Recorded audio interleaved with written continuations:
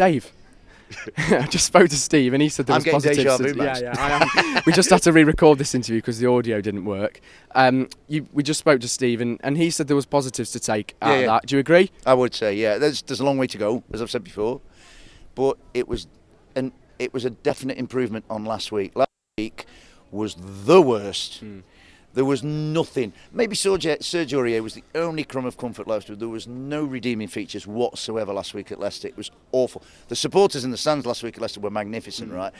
So I just wanted to see some step in the right direction, however minuscule or small or whatever. And I think we got that tonight. And I think there were some performances, a handful of performances, that sort of, gave a hint of something better coming. I thought Freuler played all right. I thought he was nice and solid in midfield, busy.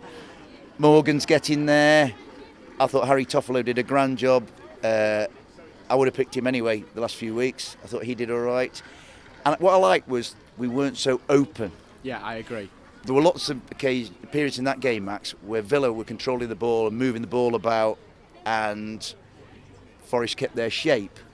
They say, come on then, Villa, open us up. Whereas before, Forest would want to go and attack and leave big gaps behind. Yeah. They didn't do that.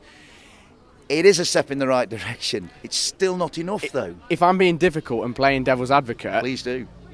we need results and so many steps in the right direction. When does it become that step in the right direction? When we can look at almost a side like today and think that's the starting 11 and that's going to beat Villa, and that's it's not an easy 3 points, but a 3 points that we should be having at the City Ground. That wouldn't be my starting 11, to be honest with you. I think I would make a couple of changes. No names, no pack drill.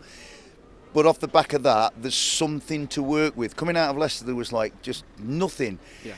What I would say is some of ours need to start making an impact on this division. They need to start being the sort of players that people put in their fantasy league teams, because at the moment nobody's putting a Forest player in their fantasy league team. Maybe Dean Henderson, but Dean's been overworked, so that needs to stop. It is something to just cling on to. We're not bottom anymore.